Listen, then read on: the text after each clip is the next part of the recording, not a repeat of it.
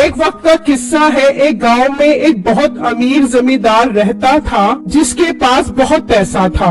اس کا ایک آوارہ بیٹا تھا جو ہر وقت اپنے باپ سے نت نئی فرمائشیں کرتا رہتا تھا۔ پاپا جانی مجھے گھوڑ سواری کا بہت شوق ہو رہا ہے، ذرا منشی سے کہہ کر ایک اعلیٰ نسل کا گھوڑا منگوا کر دو مجھے۔ منشی ہمارے بیٹے کا گھوڑے سواری کا موڈ ہو رہا ہے، اس کے لیے اچھی نسل کا گھوڑا خرید کر لاؤ۔ اچھی نسل کا گھوڑا تو مالک اس گاؤں میں ایک ہی آدمی کے پاس ہے، اب وہ بیچتا بھی ہے کہ نہیں اس بات کا پتہ کرنا پڑے گا۔ کیا مطلب بیچتا بھی ہے کہ نہیں؟ پیسہ اس کے منہ پر مارو، خود بیچے گا وہ گھوڑا، پیسے سے سب کچھ خریدا جا سکتا ہے۔ ٹھیک ہے مالک، میں آج شام میں ہی جا کر اس سے گھوڑا خریدنے کی بات کرتا ہوں۔ منشی انکل بات نہیں کرنی، مجھے گھوڑا چاہیے۔ ہاں چھوٹے صاحب، میں پوری کوشش کرتا ہوں اس سے گھوڑا خریدنے کی۔ یہ کہہ کر منشی وہاں سے چلا جاتا ہے اور اپنے گھر آ جاتا ہے تو اس کی بیوی کہتی ہے، اجی کیا ہوا؟ آپ کچھ پریشان نظر آ رہے ہیں۔ نہ پوچھو بیگم، آج مالک نے میرے سر پہ کام ہی ایسا لگا دیا ہے، پریشان نہ ہوں تو کیا کروں؟ آپ مجھے بتائیں گے ایسا کیا کام لگا دیا انہوں نے آپ کے ذمے؟ چھوٹے مالک کو گھوڑ سواری کا شوق ہو رہا ہے اور وہ سب سے اعلیٰ نسل کا گھوڑا مانگ رہے ہیں، اور اچھی نسل کا گھوڑا تو صرف شمشاد کے پاس ہے اور وہ کبھی نہیں بیچے گا۔ آپ پریشان مت ہو، میں خود شمشاد بھائی سے بات کرتی ہوں، مجھے امید ہے وہ انکار نہیں کریں گے۔ یہ سن کر منشی خوش ہو جاتا ہے۔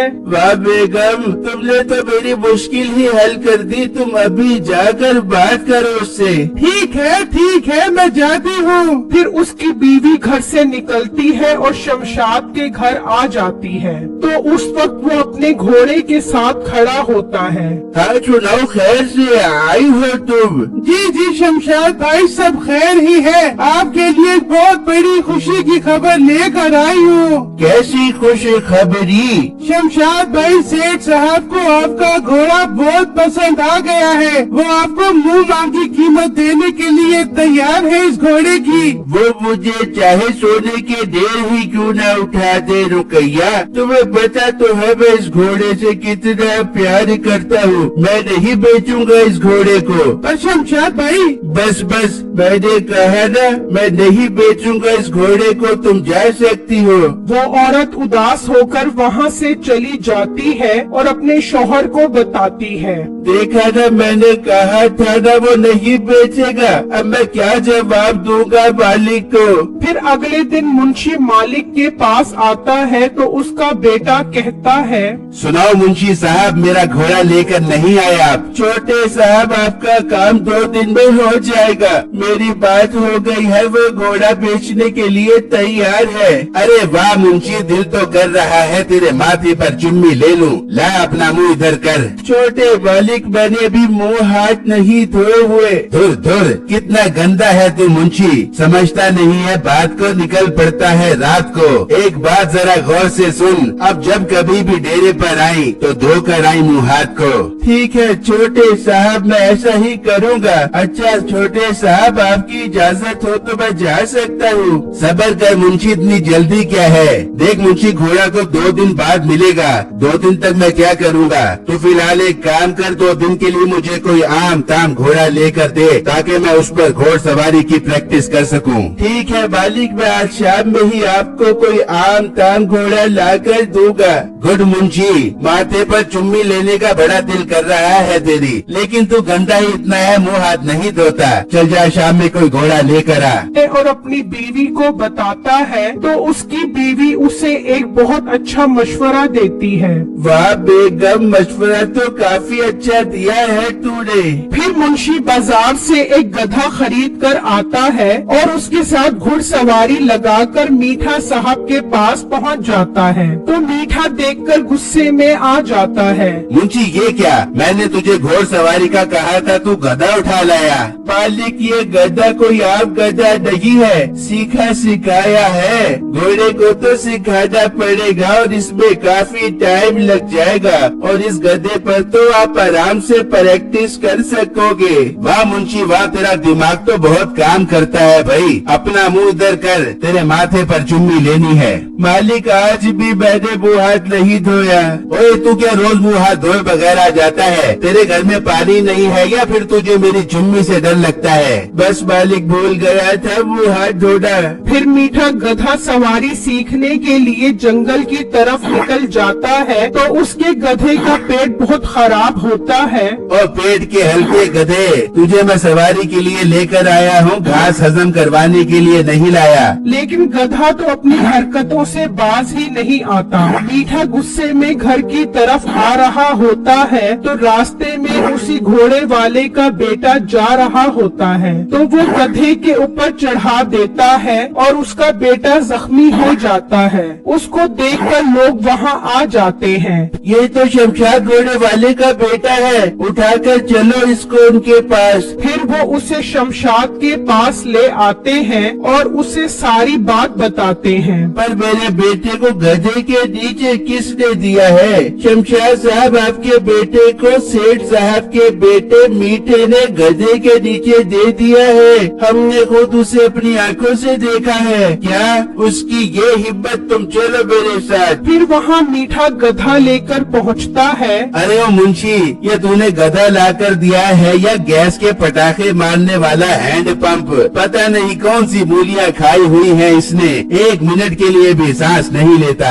पर छोटे मालिक, मैंने तो बहुत पढ़ा लिखा गधा लाकर दिया है आपको। हाँ, काफी पढ़ा लिखा है ये। तुम उठाकर ऐसे स्प्रे करता है कि मेरी नाक के सारे बाल तक जल जाते हैं। तू मेरा वीर अपना पढ़ा लिखा गधा अपने घर ले जा, तेरे बच्चों को ट्यूशन पढ़ाने के काम आएगा। मुझे कोई आला नस्ल का घोड़ा ला कर दे। पर मालिक, वो तो 2 दिन बाद देगा। मुझे अभी चाहिए वो घोड़ा, वरना मैं मारूंगा तेरे सर पे हथौड़ा। वो अभी बात कर रहे होते हैं कि घोड़े का मालिक आ जाता है। शमशाद भाई, आप यहाँ खैर से आए हो?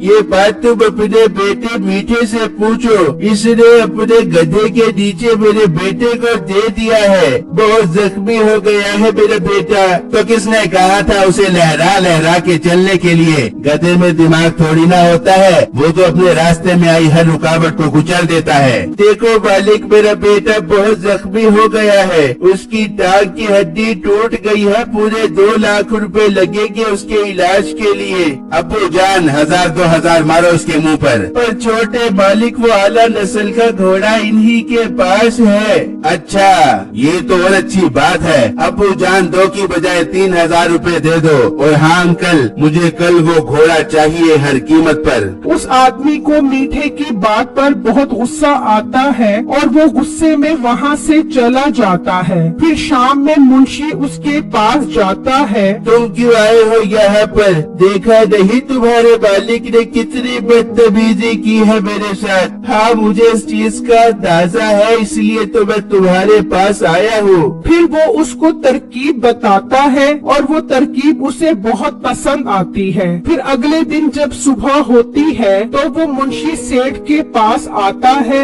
मालिक, वो घोड़े के 10 लाख रुपए मांग रहा है। क्या 10 लाख रुपए? ये तो बहुत ज्यादा है। पर मालिक, घोड़ा भी तो बहुत आला नस्ल का है। आज इस तरह का तेरा गधा आला नस्ल का था, उस तरह का है। अरे मालिक, इस घोड़े की बात ही ना करो। इस जैसा आला नस्ल का घोड़ा कहीं पर भी नहीं मिलेगा। ठीक है, हम शाम में खुद जाएंगे और 10 लाख रुपए देकर वो घोड़ा खरीद लाएंगे। फिर शाम में मीठा, उसका बाप और मुंशी घोड़े वाले के पास जाते हैं और उसे 10 लाख रुपए देकर उससे घोड़ा खरीद लेते हैं। वाह अब्बा, दिल ही खुश कर दिया। अब मैं कल सुबह होते ही घोड़ सवारी शुरू कर दूंगा। फिर जब रात होती है तो मुंशी और घोड़े का मालिक आते हैं। ये घोड़ा खोलकर दूसरे गांव चले जाओ और उनमें से 2 लाख रुपए में से अपने बेटे का इलाज करवाना और बाकी पैसों से अपनी जिंदगी अच्छी गुजारना। वाह यार, तुम्हारा बहुत शुक्रिया, इस मुश्किल वक्त में तुमने मेरा साथ दिया।